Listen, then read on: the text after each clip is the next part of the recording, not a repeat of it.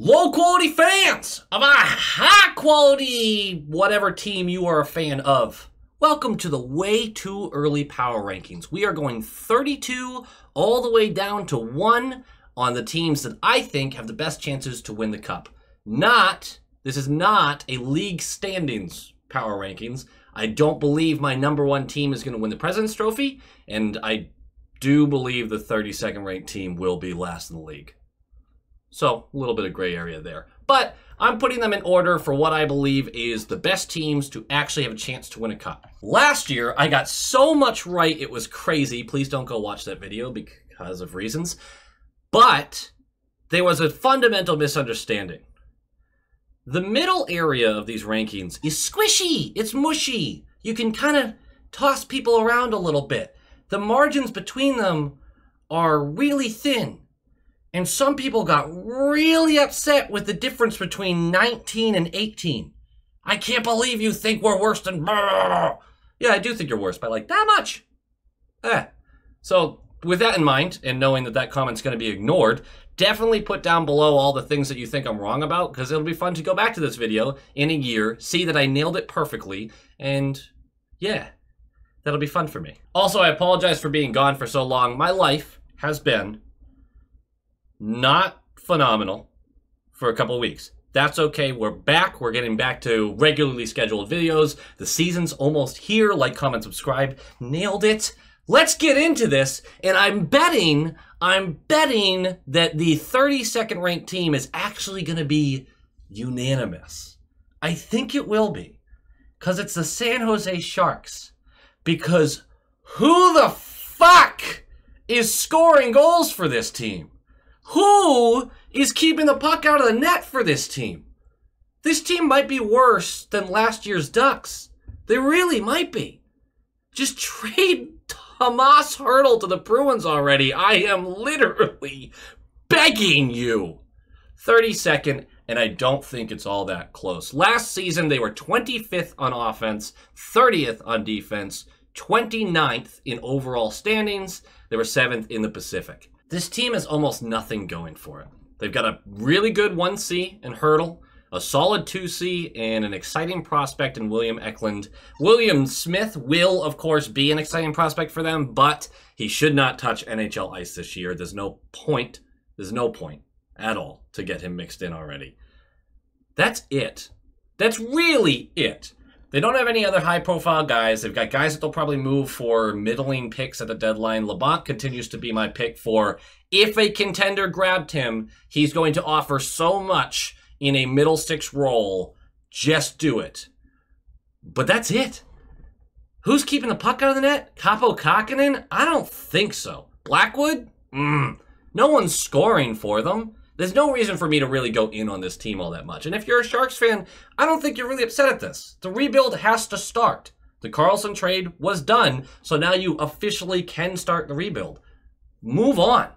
It's going to be a tough couple of years, and that's okay. That's part of the process.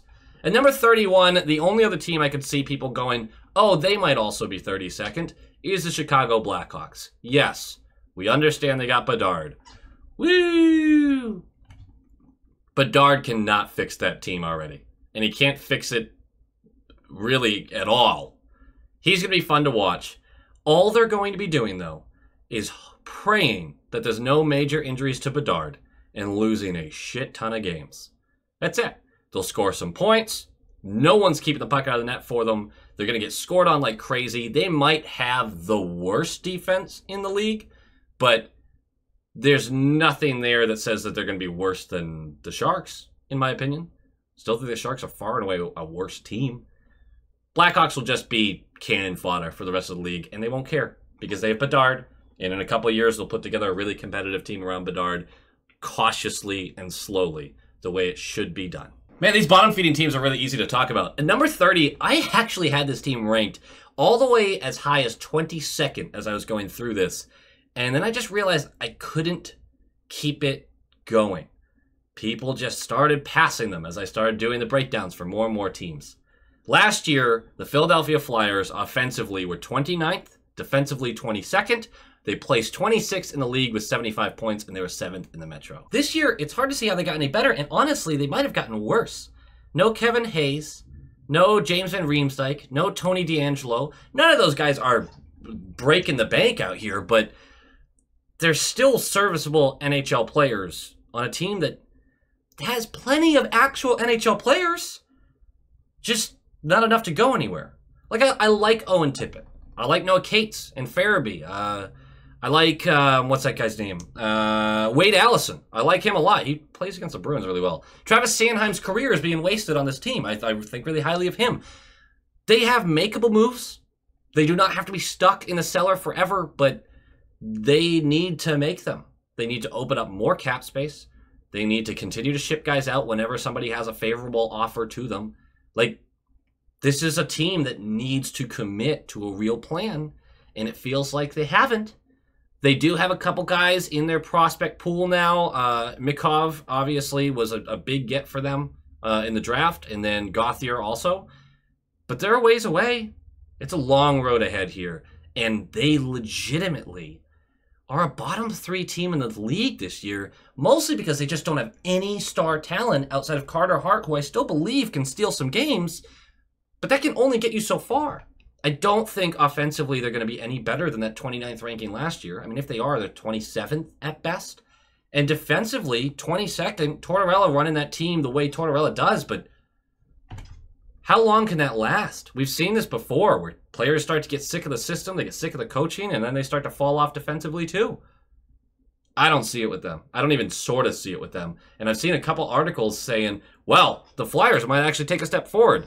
If the young guys all take a step forward, yeah, they might a little.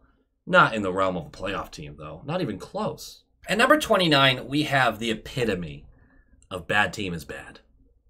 That's just all it is. The Columbus Blue Jackets, offensively last year were 30th, defensively 31st. They placed 31st with 59 points, 8th in the Metro. Yikes. It's really frustrating if you're a Blue Jackets fan, because if a goalie could make a save, well, you might get all the way up to 70 points, maybe 75. Does Johnny Gaudreau regret this decision at all? Does he? Because he fucking should. Seriously, this team is terrible. It needs so much help everywhere. Like, obviously, I like Gaudreau, and I'm excited about Fantilli and Marchenko. I really like. Severson pickup was good. Kent Johnson is fun as hell to watch. But they're a disaster defensively. And they're a disaster defensively with the forwards as well. They get no help from the forwards defensively. And the goalie can't make a save. This team needs so much help. And yeah, there's young guys that are going to make the team better. And offensively, they might actually make some plays this year and be really fun. But the problem is they spend so much time in their own zone that they can't put together a string of offensive pressure. It's a bad team, man. It's exciting players on a bad team. Much like the Ducks. Much like the Ducks, who, oh yeah, they are. They're 28th. 28th. The next team, the Anaheim Ducks, who will not be as boring as last year. That's a win. That's a win for Ducks fans. It really is. And especially because really all you're doing is waiting for the current prospects to make the jump. And it's too early. So I'm ranking them 28th. Last year they were 31st offensively, 32nd defensively. They had 58 points, so one behind Columbus, and they were 8th in the Pacific. They had the highest odds at Bedard and did not get them. But, unlike their neighboring Sharks, they actually are going to give you reason to watch if you're a Ducks fan. You're still going to lose a ton of games, though. A ton of games. But Troy Terry, Trevor Zegras, Mason McTavish, hopefully making an impact this year. Leo Carlson, who I just love watching. I went back and watched a bunch of tape on him just as a prospect. And man, he's fun. And then Jamie Drysdale, who you're really hoping is getting the next step here, and that's your core. And if you want to talk about that being your core, I mean, as far as futures go, you're pretty excited about it. If you play your cards right, you're going to look like the Devils in 3 or 4 years, but it's still a long road ahead, and these guys are so young. So young. You've committed money to some of them. You know they're your next wave, but it is not time. But the win is, you're going to be more entertaining to watch. And you will win a couple games where you're like, how the hell did we just beat them? Like, I bet you beat the Avs at least once this year and just go, all right, cool, nice, good win. Although I guess you're not really rooting for wins at this point. Speaking of not rooting for wins, at number 27, we have the Montreal Canadiens, the Habs. The goal is still to be bad, but with progress. I'd expect them to keep shutting guys down quickly when injured, just like last year. They'll keep developing their young guys. They'll find players to unload for picks. This team should be fun to watch, though. Marty St. Louis got the youth all buzzing. Full display of young talent. Suzuki, Caulfield, Sikorsky. I don't think I say that one right. But they give the fans something to cheer about. But if I'm a Habs fan, I know that it's still too far away.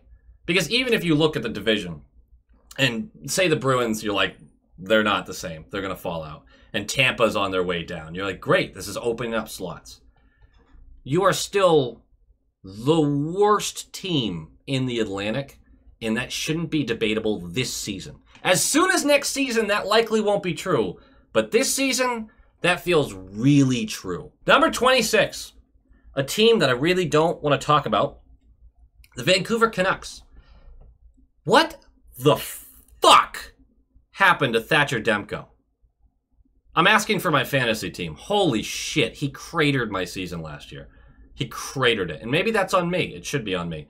Because even before the injury started mounting, he was a mess. In fact, the entire defense was. Quinn Hughes is still better than he gets credit for. Don't get me wrong there. But, I mean, you're paying Tyler Myers $6 million a year to just hemorrhage scoring chances. Carson Soucy and Ian Cole, like, they're fine, but you'd want them down the lineup. You're hoping one of those guys would be a 7th D. The defense is a mess. I like Hronek. I should give Hronek some credit. But other than that, it's bad. And, much like the Blue Jackets, the forwards are terrible defensively. They leave their defenders on an island when sustained pressure is developed in their zone. And then the goalie's got to make a big save and get the puck back to the team. It's bad. It's really... You want to look at a team that, offensively, last year, 13th, defensively, 25th. I think that gap gets worse this year. I think they could have a top 12 offense. That's not going up much, but a top 12 offense. And defensively, even without Bo Horvat, I think their offense can be really good. And defensively, they could be a bottom 3 team. I think it's literally that bad. And what's especially scary about this team, and if you're a fan of it, is before LTIR is effective, they are $5 million over the cap. They don't have a bunch of youth currently on the team, like youth, and their prospect pool isn't highly ranked by any of the real professionals that I follow. They aren't. They're middling at best. So, what's the plan? If I'm a Canucks fan, which I very much am not, but if I am, them getting to the playoffs a couple of years ago in that weird bubble year, feels like a total fluke. It just felt like a fluke. And there's not enough cap relief coming to really fix this in one fell swoop. They need to take a couple of years, make some really good decisions, make a good trade or two, have a nice draft, and then go from there. And if I'm a Canucks fan, I'm looking at the current front office going, why would I believe that they're capable of doing that? It is a scary time for a Canucks fan because it does not feel like there's light at the end of the tunnel right now. Is that really dark and mean and depressing? Kind of. But if you're a Vancouver Canucks fan, put in the comments why you think I'm wrong about that. I will genuinely be happy to listen to you because I just don't see it. At number 25, a team I don't want to spend a lot of time on is the Nashville Predators. Last year, they were 27th in offense, 12th in defense, 17th in the league. So why are they all the way down at 25? Well, it feels like they're finally starting to make some moves that they probably should if they want to actually win a cup someday. Now, there's some intrigue to the season, obviously. Tomasino, Parsonen, Evangelista, how are they all going to develop? Is there enough juice to be a playoff dark horse? Will Saros get traded? The answers to that are slowly, no, and God, you better hope so. The defense isn't a disaster. The goaltending is elite. But who is putting the puck in the net? Seriously, they should not sniff. They should not sniff the middle of the pack this year. I'm serious. Just go to the cap-friendly page and look at their offense. Just look at it and tell me who's scoring above 25 goals next year. All right, that's your homework here. At number 24, we have the Arizona Coyotes. We're putting some respect on their Name 24, leaping up. Offensively last year, they're 28th. Defensively, 25th. Placed 27th with 70 points. 7th in the Central. They have 3 first-round picks over the next 3 years. That's not complicated. They have 10 second-round picks through that same time frame and 7 third-rounders. The stash is built. They have the young talent in Cooley and Gunther and McBain, Hayton, Michelli, Soderstrom, Dursey. That was a nice pickup for them. Clayton Keller's still great. None of them have reached 26 years old yet. Like, there's a real core in there some way, even if not all those guys pan out. They've got something. They've got picks. They've got a light at the end of the tunnel. This year, I expect them to be low 20s in both offense and defense. If Vejmelka can continue to look like a starting goaltender in the NHL, don't look at the box score, it's not his fault, then this team really has the ability to be, interesting some nights. 24 feels maybe just a little low for them, maybe 22-ish. Like, the team has young players who can contribute. And maybe this is what I keep doing. I look at their future and go, there's something. And that makes me want to rank them higher this season for some reason. I don't know. And number 23, a team that I think is going to be kind of polarizing for a lot of people, is the Calgary Flames. All the way down at 23. Offensively, they're 19th last year. Defensively, 13th. They placed 16th in the league with 93 points, 5th in the Pacific. Oh, man. Calgary fans are going to get real mad at me for this. Because 93 points, again, you're only a couple points out from an actual playoff berth. But they have no cap space, no key additions in the offseason, talks of trading away their best center, no prospects ready to really contribute this season, and a slew of players you would mention in the top 10 underperformers of 2023 list. Like, at least 3. The good news is, if your big dogs bounce back, Huberdeau, Kadri, Markstrom, you're shooting up 10 spots. Like, these guys, if they're back on their shit, are changing the entire landscape of your season. The bad news is, how likely does that feel with a trade deadline looming, with a long-term plan really should be jettison anyone over the age of 27 with value? Again, this is about the likeliness to win a cup. And I think the trade deadline for the Flames is going to have some real tough decisions to be made. I just don't think that they should rank above anyone else on this list that I'm about to say, because it feels like to me they're going to have to sell or conservatively sell at the deadline. The retool is on, and it may end up being a rebuild. At number 22, the St. Louis Blues. Offensively last year, 16th. Defensively, 27th. Placed 23rd with 81.6 in the Central. This really speaks volumes to Calgary being a seller at the deadline. Why they'd be ahead of them when they had 12 less points than them in the standings the previous year. And they really haven't done all that much to get better. This is another team, though, where I don't know what to say because I don't see a great plan right now. Now look, in 2 years, they could be a top 10 team in the league again. Or they could be a bottom 5 team. Both of those are real possibilities. They are really strange to try to predict. As many analysts have already said, actually. But they aren't a train wreck. They're not very interesting to watch, other than Kyrou and Buchnevich, but other than that, not really anyone all that fascinating. Sometimes Thomas, I guess. Robert Thomas, obviously. Might be a few painful years, though. I just don't see how they're a real contending team yet. The standings will likely be higher than 22nd, but I don't predict them making the playoffs by any means. And I doubt they'll be a real playoff contender, at least for a couple of years. But the roadmap is there. They've got some young pieces, so there's an option. At number 21, the Washington Capitals. Last year, offensively, they were 20th, defensively 19th, placed 24th, 80 points on the season, 6th in the Metro. This team is going to feed and fuel Ovi's record chase for the most goals scored, but I doubt they do much more. Now, I do honestly believe that they're still a decent dark horse candidate, like a competitive dark horse candidate. That being said, even though their depth offensively I like, and their defense isn't terrible, Kemper is better than he showed last year. Are you really picking this team to beat any other team you expect to make the playoffs in a 7-game series? I don't think so. I don't see how they'd be favored in any matchup. So, still fun to watch for Ovi, but that's about it. Number 20, the Detroit Red Wings.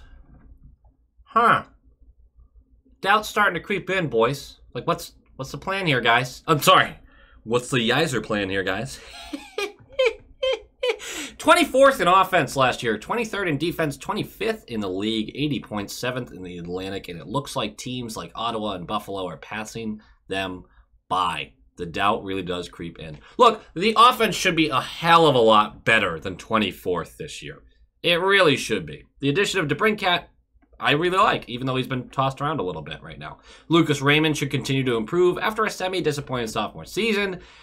I still don't really understand the JT Comfort addition, and the Cop deal still looks not great. But down the lineup, plenty of guys who can put up 25 points-ish, and the depth is there to roll 4 lines. Like, this team can put out NHL players on every line, basically. Defensively, I fucking hate it. That's not fair. I love Seider. And expect him to explode this year. I expect him to be nuts. I like Wallman too. Okay, those 2 guys. Sherratt continues to be one of the league's worst contracts and just one of the most predictable ones. What were they doing? I don't know. Justin Hall, signing him was definitely a choice. Definitely a choice. There isn't enough on the defensive end for 60 full minutes. There just isn't. And the goaltending, what goaltending? Huso hasn't lived up to what they thought he could be. Nedeljkovic, same.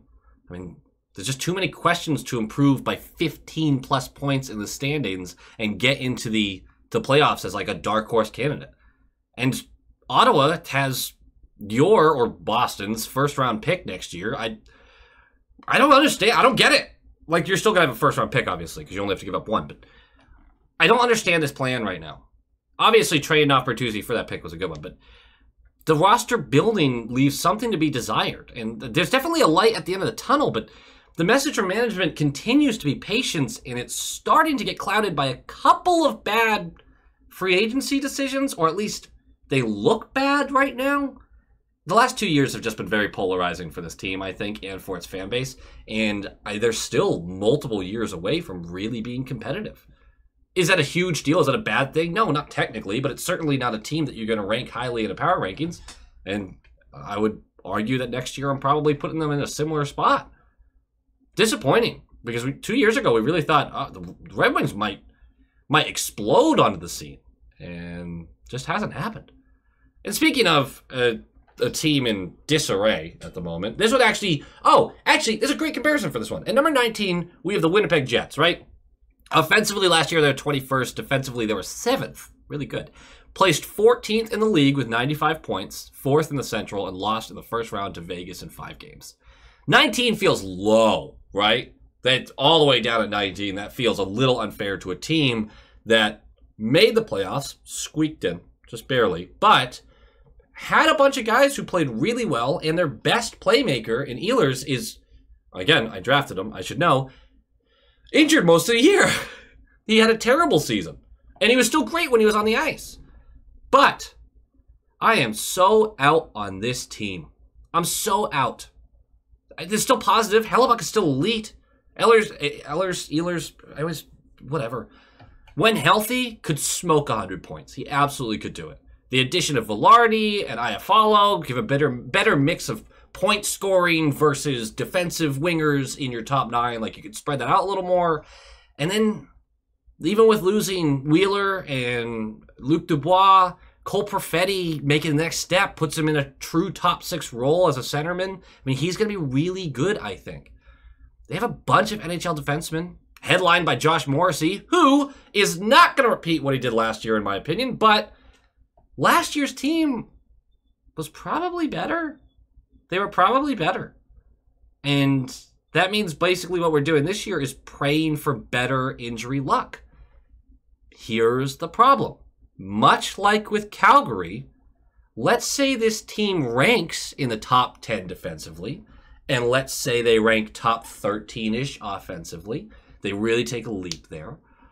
And at the trade deadline, you're in the mix for a playoff spot. And you have Scheifele and you have Hellebuck, who are in expiring deals. What do? Because all reports basically say those two guys want out. There are a lot of ways this season can go. But 90% of the time, Winnipeg is looking to move those guys at the deadline for assets, which is something they probably have to do. It's probably more hard days in front of Winnipeg. Now, the reason I still rank them 19th is maybe they don't. Maybe they don't ship them off and they go full 29-team Blue Jackets and last ride, baby. Let's see if we can do it. With a healthy season, they're going to be a lot better than 19th in the league. I don't know. That's a real tough one. You could put them in a lot of spots, and I'm going to have a hard time arguing with you. Number 18, Ottawa Senators. Last year, offense was 18th, defense 20th. They placed 21st in the league with 86 points, 6th in the Atlantic. Tough team to place. Tough team to place. There's this weird vibe that they're going to kind of still sit right out of the playoff picture, like at that 86 to 92 point range. They have talented guys littering the roster. I mean, I'm having a hard time keeping them out of the playoffs, which with this ranking, not about the number, but about the teams ahead of them, they don't make it, right? The Tarasenko edition does almost nothing for me, which it probably should, and the Chychrun edition does a lot for me, which should probably be tampered down a little bit. But I don't love their goaltending. Their season last year ended abysmally. I mean, I think they won 6 of their last 18 games, something like that. Just not good. I don't like their forward depth either. I won't be surprised if they kind of make a wild card run. 90-point team feels right, though. It really does.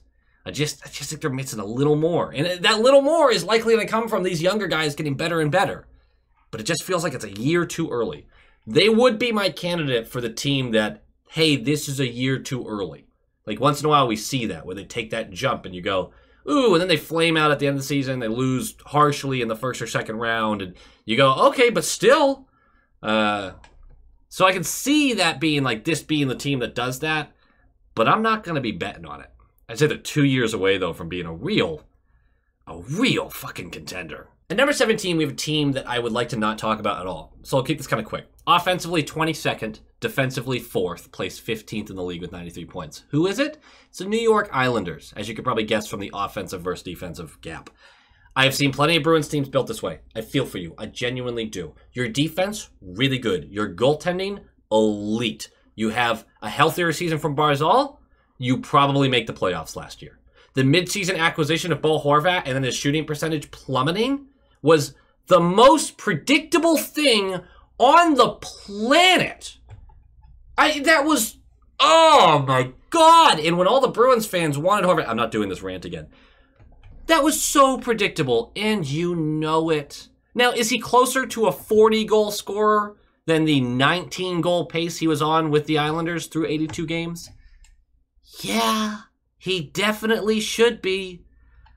But it's not that much closer to 40 goals. I like what you guys have. I think you should improve offensively a little.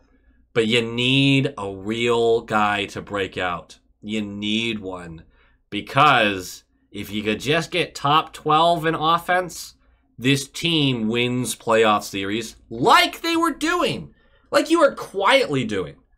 Like winning multiple playoff series over the past 5 years. You guys won games. You won series. No one ever took you seriously. And the second they did, this is what we get. Again, a healthy season from Barzal. Also on my fantasy team, by the way. So apologies for that. You're a better team. Too bad you have no cap space like the rest of us.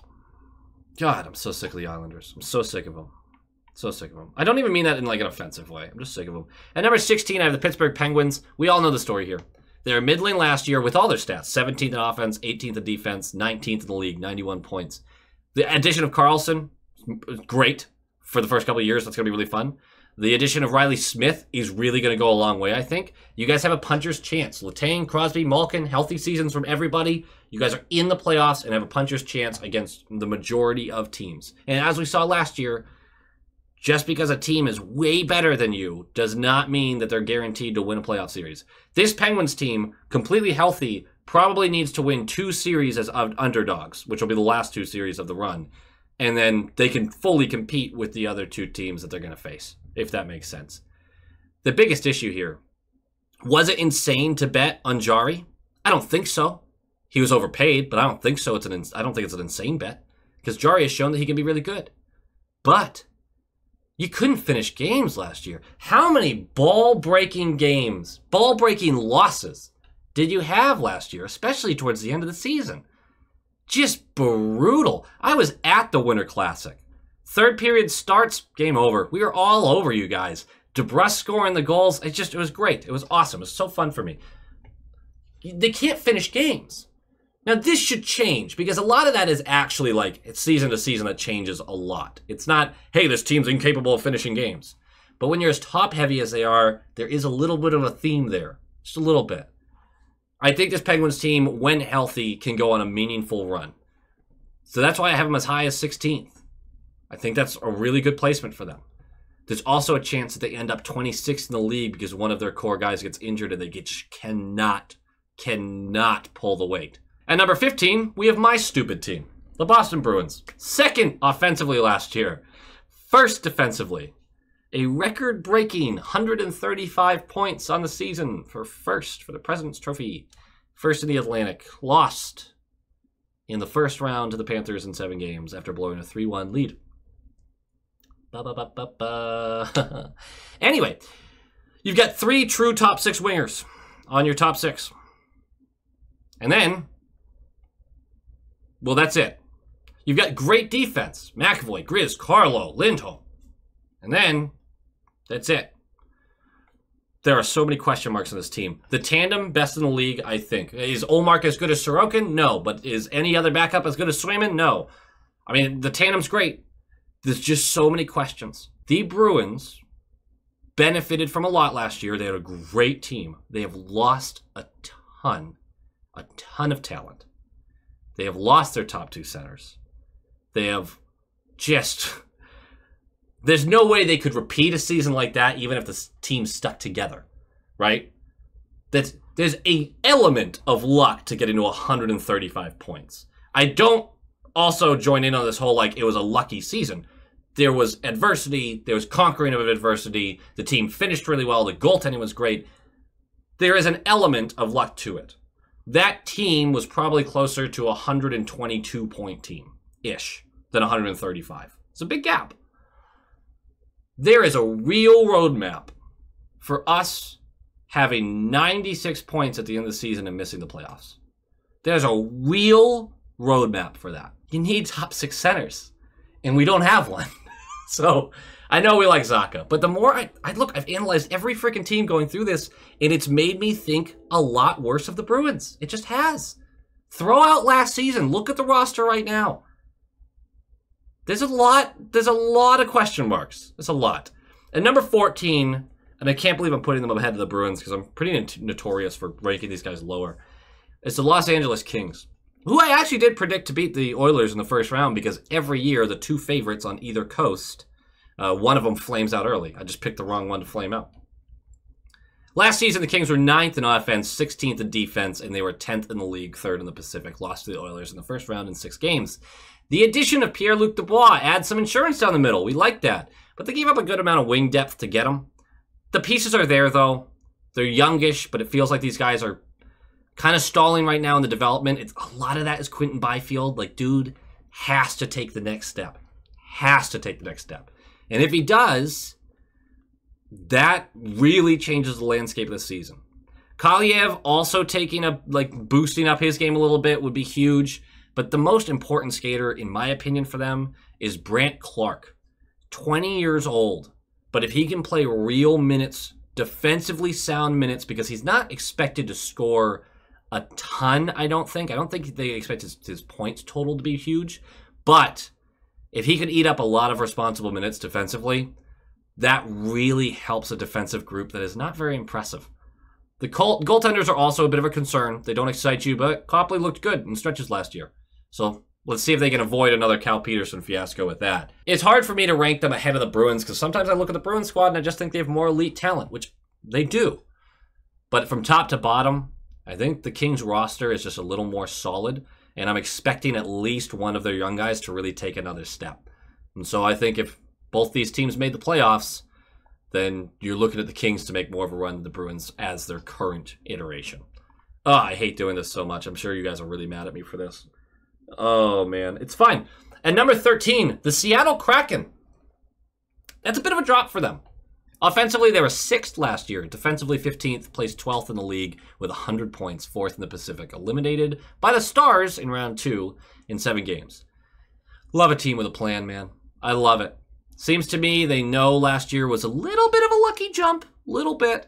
They're up against the cap, but have a ton of space next summer, and they're trying to build this for the future, so they're not signing a bunch of we are ready to win now moves. They've got a very deep forward group. Just like last year, they're probably the deepest in the league, a strong defensive group, and a brutal goaltending situation. The Grubauer contracts continues to be an albatross. Unfortunately, they don't really have anyone else behind them that they can trust. The good news is Beniers might be the next Bergeron.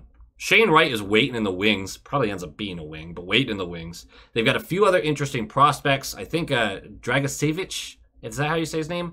I've been watching a little bit of tape on him. He looks great offensively. I think really highly of him. All that being said, we can expect a step back from this squad, but not in some negative sense. They're going to be really fun to watch. They're still building to the future. The goaltending situation has to have some light brought to it. But I think fans are happy with the way they are. They don't need to win right this second. They want to have a team that has a chance. And this team has a chance. And number 12, another ranking which probably going to ruffle some feathers. The Florida Panthers. Offensively, last year they were 5th. That feels like it can be improved upon, actually. Defensively, 21st. That feels like it might get worse. They placed 18th in the league, 92 points, 4th in the Atlantic, and lost in the finals to Vegas in 5 games after a miracle run where they went undefeated in overtime games up to the finals. Maybe in the finals? I don't even remember the series that much at this point because I was stuck in the bottom of a bottle for a couple weeks. It's fine. Not literally, but, you know. Hell of a run last year. Not going to take anything away from them on that. This team has one gear, and it's offense. They have to outscore their problems. I love the Rodriguez pickup, but that's about it. They are perfectly capable of having a top 5 offense once again, but with their current goaltending situation, which, let's not pretend, the first round their goaltending situation was ass. The Bruins blew that. They blew it. The Panthers earned it. The Bruins blew it. Both of those things can be true. The goaltending situation of the first round was ass. Through the rest of the playoffs, they got better. Bobrovsky particularly got way better. Through the regular season, like their answer in net has to be Knight. He has to hit the next step. And there's a lot going on with him right now that I'm not going to get into. We're just going to wish the best for him. That's it. But that has to be the solution. Because Bobrovsky, I think that was his last gasp. I don't think he can continue playing at that level. And he's shown that for years. For years. They lack any true shutdown lines, but their guys can score, and they can score like hell. Fun as hell to watch, too. This team should be in the mix. They should be in the mix. This season's going to get real weird for them, but they should be in the mix.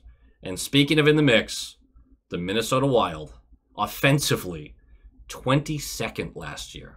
Defensively, 7th. They placed 11th in the league with 103 points, 3rd in the Central, lost to the Stars in the first round in 6 games. If Gustafsson can put together another high-level campaign this year, 50 to 60 starts, I think they're really going to have to try to ride him this year. Then they're going to be right in the mix. Their defense, although not sexy to look at, it's hard to find a guy that you're really criticizing that much because all of them are solid. They just don't have a lot of names where you go, yeah, him. And offensively, they don't have offensively they're lacking another true scorer. That's what I think. You love Matt Boldy. You love Kirill Kaprizov, obviously. Their bottom 6 is awesome. They are a true shutdown bottom 6. Big bodies, strip the puck away. Not going to do a lot of scoring. The top 6 is going to be very responsible for the goals scored. And I don't know if they have quite enough to do it. Now, Marco Rossi, you're hoping does make that next step with them. You're hoping a couple guys do, honestly. But there's just not enough. Hartman and Zuccarello are good, but they're streaky as hell.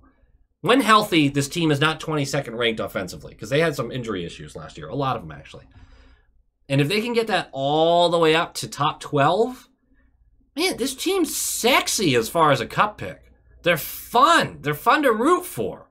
How can you hate the Wild, honestly, unless you're like in a direct rivalry with them? And they're working with 15% less cap than the next closest team because they have $14 million in buyout money right now. It's hard not to root for this team. They could be an absolute juggernaut with another $8 million in their top 6. But, hey, ifs and buts, man. That's all it is. This team's good, though, and they could be a hell of a lot better. They just need one more guy to really take a leap. I think that's a scary team. At number 10, the Tampa Bay Lightning. Offensively 8th last year, defensively 14th, placed 13th, 98 points, lost in the first round to the Toronto Maple Leafs. Still good enough to make the playoffs, still good enough to make a run. Your Kucherovs and your Stamkos and your Point especially, and Sergachev and Hedman and Vasilevsky, like this team can do it. All the pieces are still there. Though they're definitely not as deep as they have been in the past years. Oh, Hagel's great too. Definitely not as deep as they used to be. And injuries will derail them much faster. But we're going off the assumption that these teams are healthy. This team can still do it. They should not be any higher than 10th, though, in my opinion. And they're also not fun to talk about. They've been so consistently great that you're just kind of bored of them at this point, right? Like, you're not, unless you're a Lightning fan, obviously, you're not really rooting for them. You just, all right, they're there. They're in the mix. They're definitely a candidate for continuing to drop a little bit, but they should be right there in the mix. Oh, I was so excited to get this one. At number 9, the Buffalo Sabres. Do you remember that they were 3rd offensively last year? Because I fucking forgot about that. 26th defensively, which definitely makes a little more sense. They placed 20th in the league with 91 points, 5th in the Atlantic. They missed the playoffs by 2 points. I wanted to play them. I do remember saying that.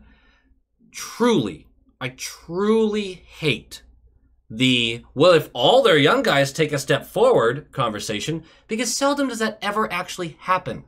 The good news is they don't need all of their young guys to take a step forward. We know the offense at worst is going to be really, really good. They have a truly terrifying 1-2 punch down the middle with Tage Thompson and Dylan Cousins. Those guys are nuts and they're young. Defensively, they're coming into shape with Owen Power and Rasmus Dahlin leading the way. And the next steps for the other young defensemen would pay dividends. But what they actually need, if everyone else stayed the same, everyone, they just need a goalie who can post a 9-12 or above through a 50-game sample. That's what they need. They need a real NHL starting goalie. That's what they need. And is that easy to get? No. No, it's not. And whether that's Eric Comrie or Ukko-Pekka Luukkonen or, I probably said that wrong, Devin Levi? I don't know. If it's any of them, though, this team, 98 points in the mix, and honestly kind of scary to play in the playoffs. That's what they are. I would be shocked with the way the last season went. I would be shocked if they could not find 7 extra points in the standings this year and make the playoffs. I'm having a hard time seeing that not happen. Yes, Tage Thompson might not hit 47 goals again, but they just have enough all over that roster except for in net and maybe their bottom pair. I just don't see a world where they miss the playoffs. At number 8, the New York Rangers, 12th offensively last year, defensively 4th, placed 9th in the league, 107 points, 3rd in the Metro, eliminated by the Devils in round 1 in 7 games. There's a really, really polarizing aspect about this team. They have no cap space and no real help coming in that area this year or next for that matter. But when they're healthy, they're so dangerous. They have a really strong top 6 if Kakko can take the next step, which I believe he does. Lafreniere continues to disappoint, but he adds value to the bottom 6. And he's only 21, so there's still plenty of room to grow. Defensively, they have a lot of guys who are above average. They kind of range from elite to strong. Fox, Trouba, Miller, Lindgren's good. Schneider is there to take the next step as well. They just have a lot of guys that are an option. And then, of course, you have what I believe is the world's #1 goaltender in Shesterkin. There's a lot of debate about that, but he continues to be very capable of being a goalie that wins a cup, in my opinion. They have flaws like every team, mostly their forward depth, but they should be in the conversation all season, as long as they're healthy. Feels like no one outside of New York believes in them, but I think they're set up kind of perfectly for the, oh, the Rangers won the cup? Yeah, I guess that makes sense, kind of reaction to a cup winner. Like, doesn't it kind of feel like, oh, yeah, well, the Rangers, I don't know if they're quite there yet, and then they just kind of win one, and you go, yeah, all right, that makes sense. It just feels like the team they are right now, and I feel like 8's a proper spot for them. I wouldn't put them above anyone else coming up, just because maybe not quite as complete as some of these other teams or as high-powered as some of these other teams in certain areas. The one that I'm really struggling with right now, though, is the New Jersey Devils at #7. 4th offensively last year, 9th defensively. They placed 3rd in the league with 112 points. 2nd in the Metro because the Canes went nutty. Lost in the second round to Carolina in 5 games. Got smoked by them. Kind of insane that I have them at 7 because I want them so much higher. And there's also an argument for them being a lot lower. The top 6 is stupid good. The bottom 6 is strong.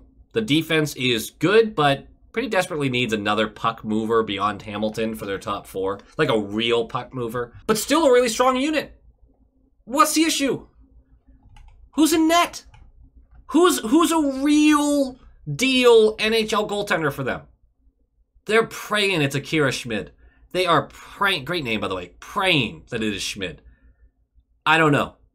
I think this team outperforms goaltending issues, which is extremely hard to do.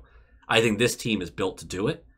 And if Schmid puts together a 9-20 kind of season, which again is asking a ton, this team will run away with the President's Trophy. They are that good with a huge question mark in net. How frustrating. But 7 feels right because I can't put you in the top 6 if I don't have some form of confidence in your goaltending. Just a little bit of confidence. And now we get to one of my favorite goaltenders in the league. At #6 is the Dallas Stars. Offensively 7th, defensively 3rd, placed 8th in the league, 108 points, 2nd in the Central, lost in the 3rd round to Vegas in 6 games, and easily the sexiest pick to come out of the West this year.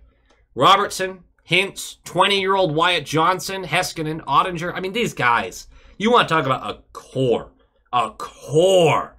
That's a core.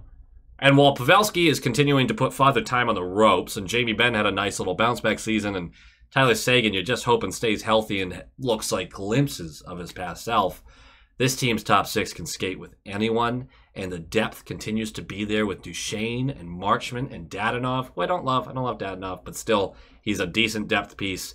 You certainly won't be struggling to score. Offensively, 7th feels like the floor. It feels like they can go higher. I'm not in love with their defense, past Heiskanen and Lindell. I like both those guys. But Suter is a solid vet. He's strong for them. They have young guys like Lundqvist and Harley who are hoping to take that next step. I'd still look for them to add a right defenseman by the trade deadline. But if your biggest issue is a second pairing right defenseman and you're elite everywhere else, damn near elite everywhere else, you're doing fine. You're doing fine. Also, they have a top 7 goaltender in Ottinger. I fucking love watching Ottinger play. I know he's had some roller coaster moments, but I think he is fantastic. It is silly how good this team should be. I can't see putting them any lower than this. And they should be a really fun pick to come out of the West. I think they've really jumped in with Colorado and Vegas and just become these really strong teams in the West. Edmonton. The West is top heavy maybe, but we are well past sitting there going like, wow, the East is so much better. The West has some really good teams. Some really good teams. At #5, I have your Stanley Cup champions, the Vegas Golden Knights. Offensively, they are 14th. Defensively, 11th. They placed 5th in the league with 111 points. 1st in the Pacific, won the Cup, obviously. And smoked the playoffs for the most part. Really crushed it. They sold their soul for a Cup. And are in a great position to do it again. I don't enjoy watching a team be built the way Vegas was built. I don't, personally. I'm not criticizing it, though. There's a difference between, hey, it's not my type of team building, versus, you know, that sucks. No, they won a cup that way. Good for them. They're just really good. There's not a lot to talk about. You know about this team. Eichel, Stone, Carlson, Marchessault, Barbashev, all these guys, Stevenson, make up a really good top 6 and a little bit of role playing in there too. They have solid role players. William Carrier, or I think it's Carrier, right? I'm so bad with knowing every name in the league. He continues to be one of the best bottom 6 players in the entire league. And the bottom 6 is strong. I don't see any prospects making a leap this year, but that's not really their goal anyway. Defensively, they're just playing sturdy, man. Good defensively, but boy, can they bring the heat up the ice. They move the puck really well. Pietrangelo, McNabb, Theodore, Martinez. I mean, that's your top 4. When healthy, yeah, you're doing fine. Your question? Adin Hill. Fuck it. I'm not going to pretend I believe in Adin Hill, but he just fucking did it. He just did it. What are you going to say? This is... I would rank Vegas lower if Adin Hill hadn't just done it, because there's your belief factor. You can believe in him. At number 4, the Colorado Avalanche, who I have a million notes about, but I don't even know. Offensively, 9th. Defensively, 9th. Placed 6th in the league. 109 points. First in Central. Lost to Seattle in the first round in 7 games. Brutal playoffs for them. Same with Boston. Even without Landeskog, even without him, who, if I was a betting man, will be playing Game 1, Round 1 against the Minnesota Wild and will score 2 goals in 16 minutes of ice time, including the game winner. Just putting it out there. This is their top 6. It's Globetrotter-esque. You've got, offensively, McKinnon, Rantanen, Nikushkin, Lehkonen, Johansson, Colton. I mean, come on! Come on! Bottom 6 is fine, but I don't think they'll be winning games based on their depth. Miles Wood, O'Connor, Cogliano, serviceable, whatever, right? Good. The defense is a bit feast or famine. You've got McCarr, you got Taves, ridiculous. Both those guys are ridiculous. Everyone behind them has some real question marks, but Bowen Byram, I am expecting to really be a stud this year. 22 years old, already solid, but he's a genuinely impressive creator. I just see him putting up some points this year. I'm not worried about him. I'm not worried about the rest of their depth defensively, although I don't love it. McDermott and Gerard, Johnson, Manson's fine. They aren't a problem, but I think a couple of those guys are overpaid, and if they face an injury on the back end, they're going to struggle putting together a proper third pair. Georgiev in goal, fine. A upgrade there would shoot them to number 1 in the power rankings to me. Basically, what this team is a perfectly capable team of winning the cup, who is, I don't know, a little shallower than they were when they won it. They were unbelievable when they won it, and now they're just a little worse than that. So I still feel really great about them really beating anyone in a 7-game series outside of injuries. I think they're very capable of that. Number 4 feels very right for them. There are people who are counting along with this and realizing that the Toronto Maple Leafs haven't been mentioned yet. They are number 3 on my list. 11th offensively last year, which feels like it should be improved upon. 5th defensively, which feels crazy, but they were solid. They're 4th in the league with 111 points, 2nd in the Atlantic, lost to the Panthers in second round in 5 games. I'm going to kind of read through this a little bit because it's just, I got a lot of notes. I know the history here. Not everyone's going to have them in their top 3.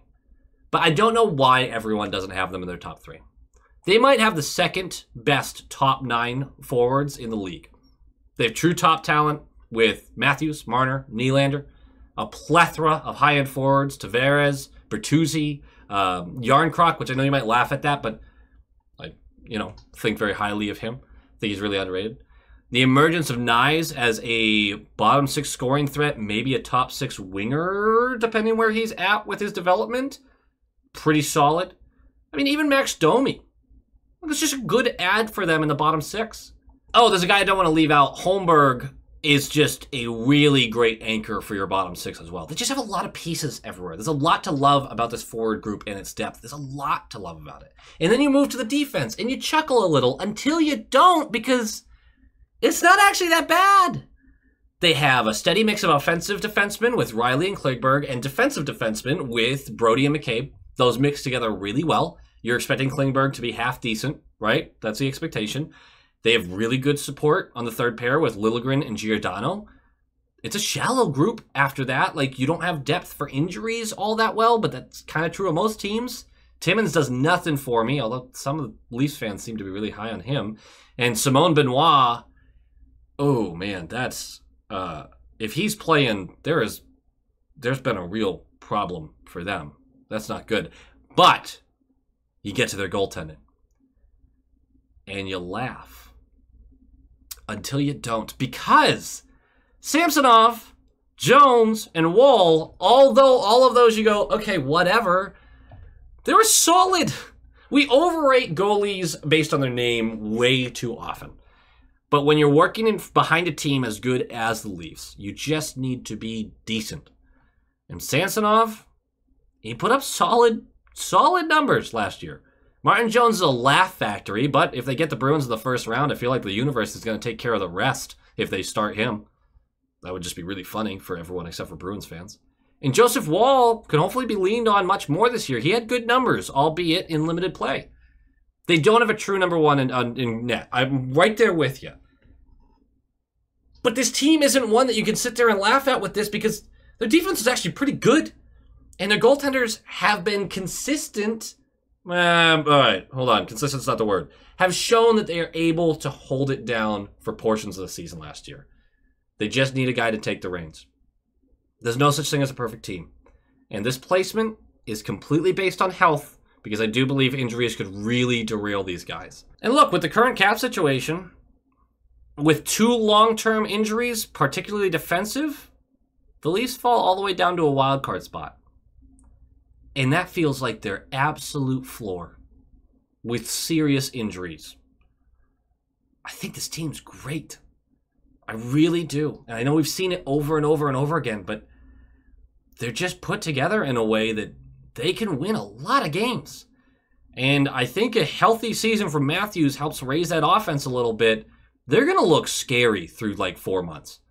Genuinely scary. They are my pick to probably win the President's Trophy too, which should probably rank them lower on winning the Cup, but you know how that works. And number 2, there's 2 teams left. There's the Edmonton Oilers, and there's the Carolina Hurricanes. At number 2, I actually have the Hurricanes. I had them all through making this list at number 1. And then I read through it once more and just went, I can't do it. Offensively, they were 15th. Defensively, they were 2nd. They placed 2nd in the league with 113 points. First in the Metro. Lost to the Panthers in the conference finals in 4 games, but don't tell Rob Brindamore that. He doesn't believe it. Fuck this team, dude. Fuck them. How are they this good? With a decent prospect list and all of their picks. They've built this team patiently. Took advantage of a fan base that has the ability to weather bad seasons. That's not an insult. That's not an insult. Relax.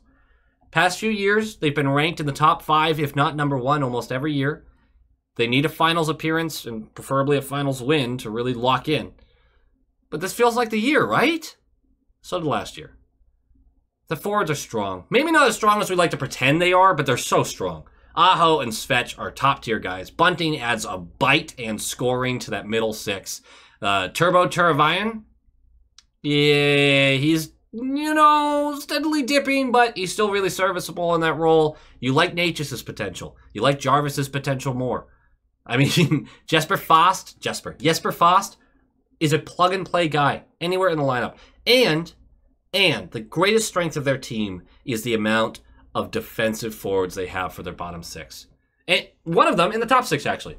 Because Kotkaniemi is very likely playing in a top 6 role. And he's a shutdown dude. Not a point factory, but a shutdown dude. Jordan Staal, we know what he brings to the table. Jack Drury is very responsible defensively. Nason, defensive stud. They range from elite to strong defensively. None of them are below strong. Top 6 needs to do the heavy lifting scoring, but good luck getting the puck away from them. Good luck. And defensively, to match that wonderful grouping of depth that they have offensively, there is really a shiver down your spine when you look at their 6. Orlov, Slavin, Burns, Shea, Pesce, and D'Angelo. With Chatfield, who they'd prefer in their top 4, just waiting. Caleb Jones is solid. You're still one of the best defensive groups in the NHL, no matter how you line those guys up. This team's back end is terrifying. They have puck movers, big bodies, shot blockers, speed. They have everything you want from 3 pairs of defensemen. So even when you do finally rip the puck away from that team, you have no space to do anything with it. The team's structure is insane. The biggest question mark you have, as usual with this team, well, I guess the scoring is your biggest question mark. Stop relying on this quantity over quality stuff.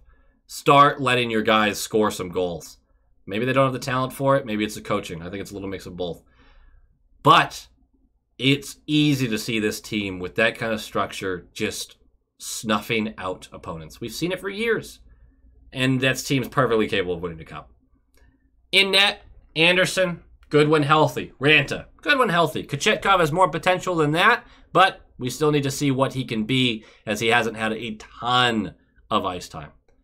They aren't a far and away more talented team than really anyone in the top 5.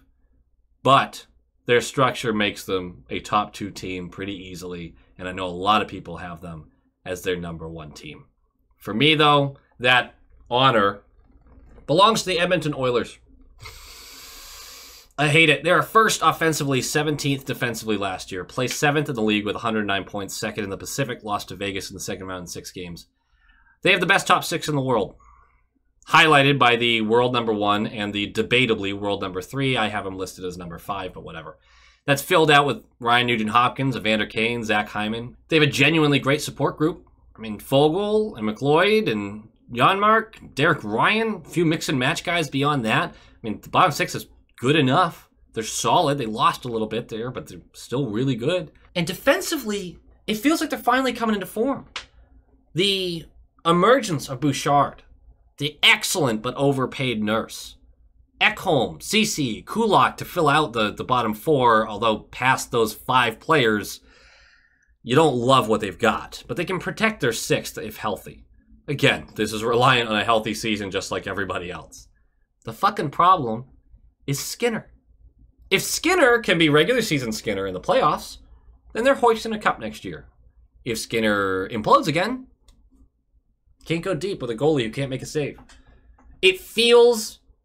There's plenty of reason to see this and go, I cannot believe you have the Oilers number 1. There's plenty of reason I will grant that. I get it. But when it comes to you make the playoffs with a healthy team, that team,